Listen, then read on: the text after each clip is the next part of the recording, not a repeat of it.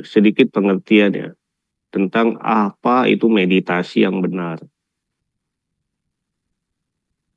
Banyak ya Bante lihat ya meditator ya maupun dia udah sering meditasi, apalagi pemula sering masih kebingungan, terutama tentang metode.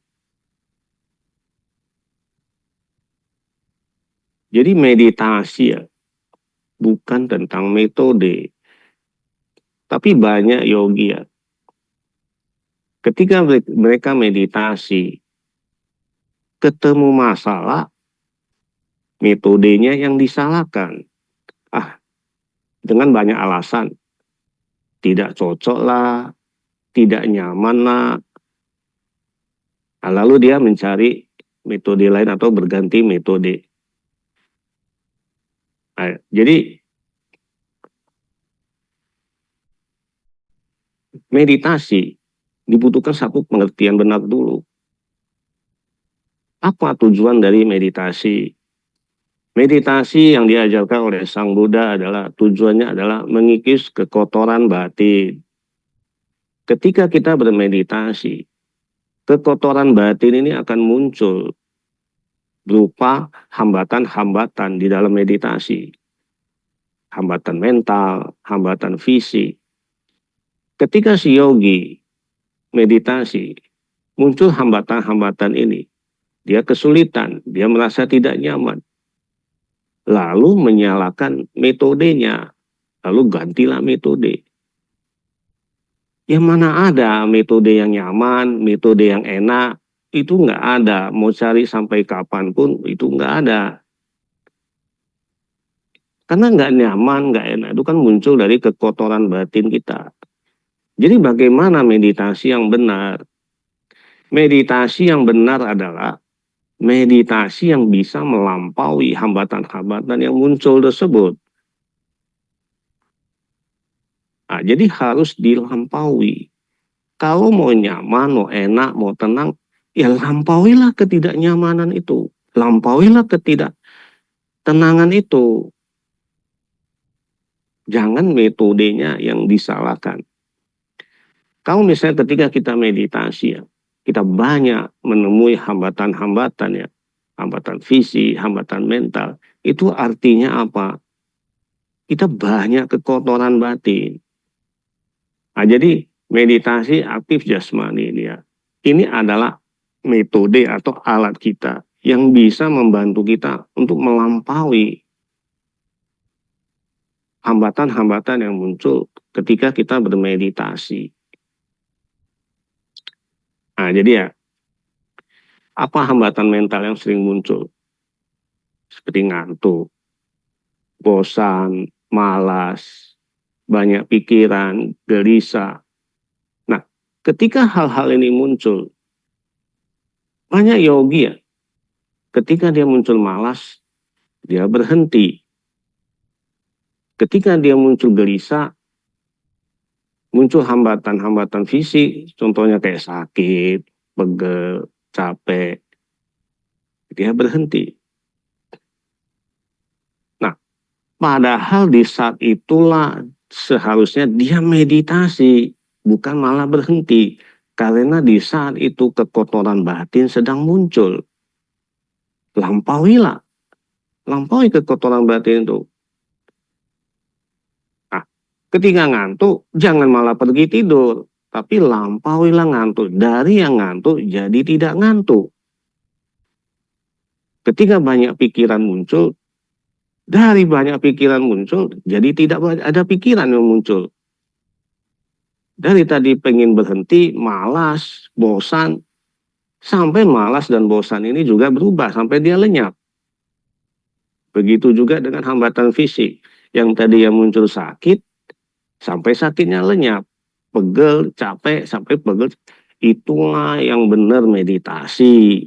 Sampai yang muncul ini lenyap, kekotoran batin ini yang muncul ini lenyap.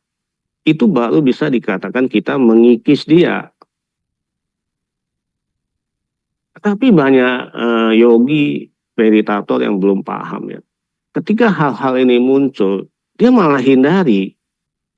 Ya, akhirnya apa? Karena ketidakpahaman ini, dia menyalahkan metodenya. Oh, metodenya ini saya nggak cocok, saya nggak nyaman, nggak enak.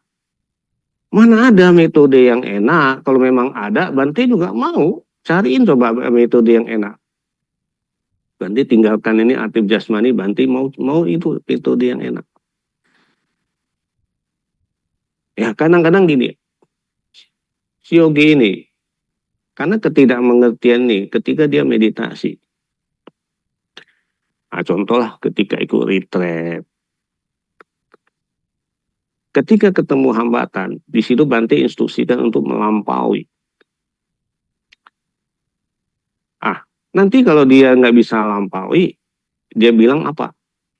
Metodenya nggak cocok, nggak enak, nggak nyaman. Nah, dia mau cari yang nyaman. Yang nggak akan ketemu, mau ketemu di mana?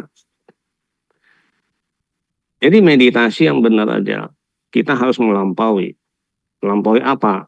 Melampaui pikiran yang muncul, hambatan-hambatan yang muncul, perasaan-perasaan yang muncul. Lampaui.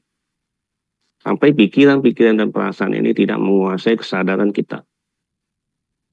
Nah, dan aktif jasmani ini sangat membantu kita untuk mengatasi hal itu.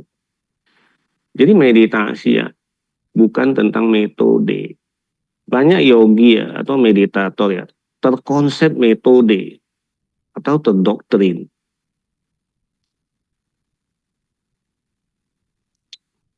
Nah, jadi kalau sesuatu atau sesuatu metode ya, kalau ini kita praktekkan, metode ini tidak bisa membantu kita mengatasi hambatan-hambatan yang muncul. Berarti metode itu kurang sesuai. Kalau metode ini kita pakai dan dia bisa membantu kita mengatasi hambatan-hambatan yang muncul, nah itu metodenya itu sudah sesuai. Nah, jadi ada yang bertanya kepada Bante, Bante, kenapa ini pakai sistem aktif jasmani? Kenapa nggak pakai nafas? Loh, pertanyaan Bante kembali bertanya lagi, kenapa harus pakai nafas? Si Yogi menjawab, ya Buddha kan pakai nafas juga Bante. Bante bertanya lagi kepada si Yogi, ada berapa macam metode meditasi yang memakai napas? Ada napas keluar, napas masuk. Ada yang memperhatikan titik sentuh napas. Ada yang dengan ucapan masuk, but, tuh, keluar tuh. Ada yang dengan napasnya dihitung, satu, dua, keluar dihitung, satu, dua. Ada yang ketika bernapas panjang dia tahu, bernapas pendek dia tahu. Nah, pertanyaan yang mana yang Buddha pakai? Nah, inilah ketidakpahaman, ketidakmengertian meditator tentang metode. Sebenarnya, nafas ini hanyalah salah satu dari aktivitas tubuh.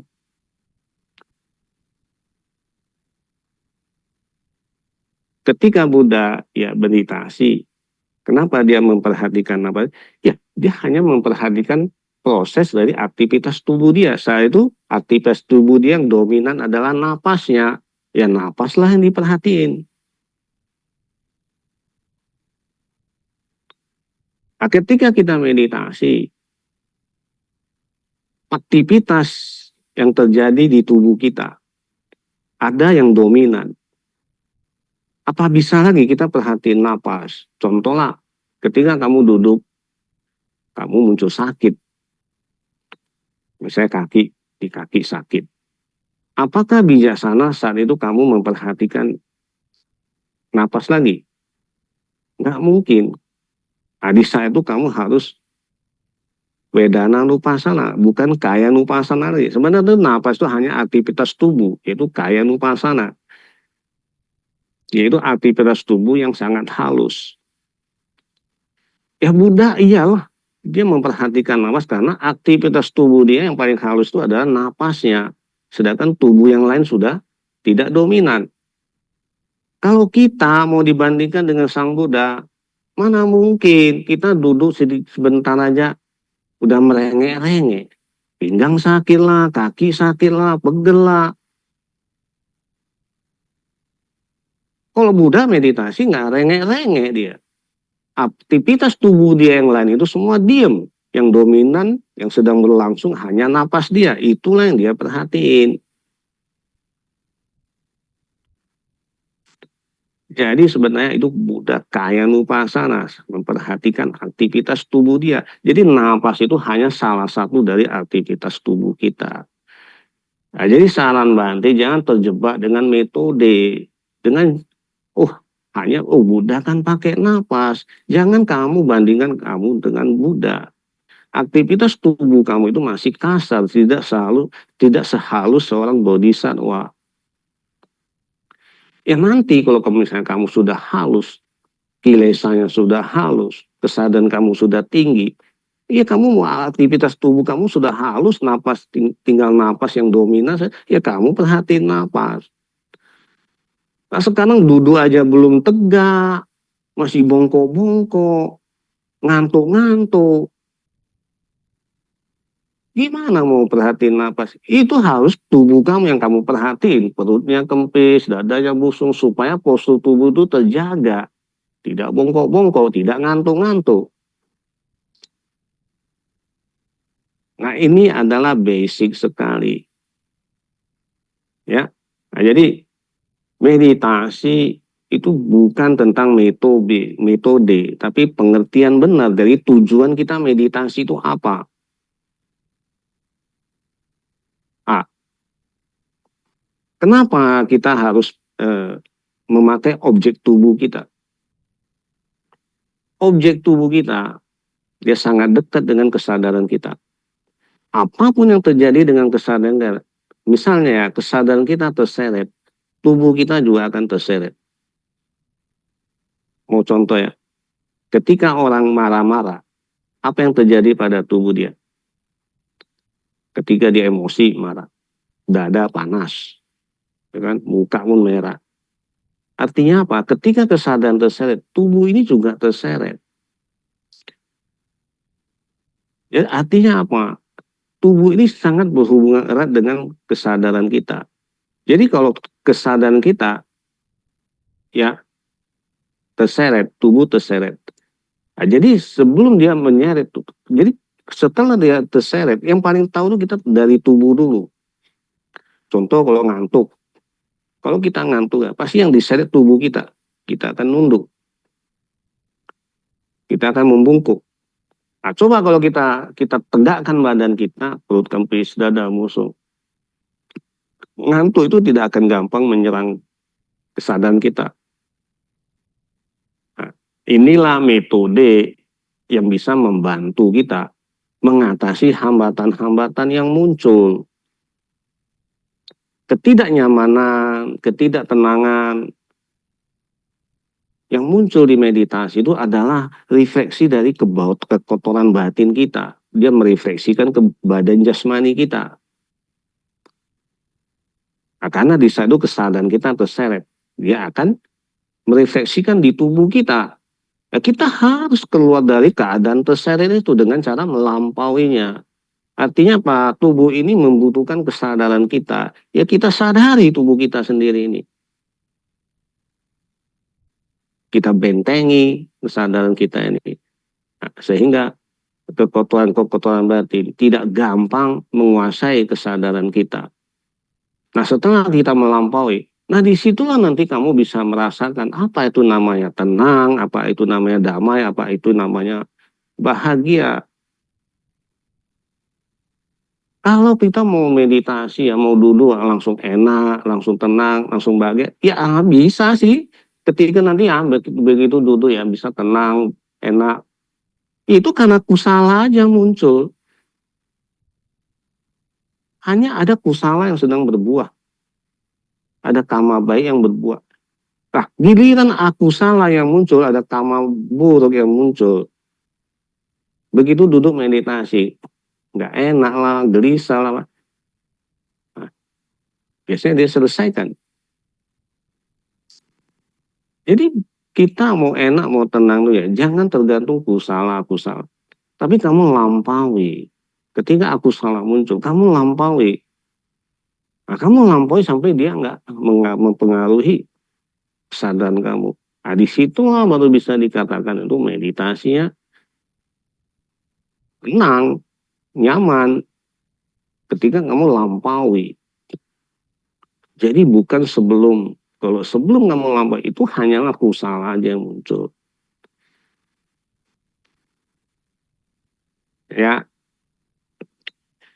ketika meditasi, apapun yang muncul, baik di pikiran, baik di perasaan yang terrefleksi di tubuh kita harus lampaui. Itulah meditasi yang benar.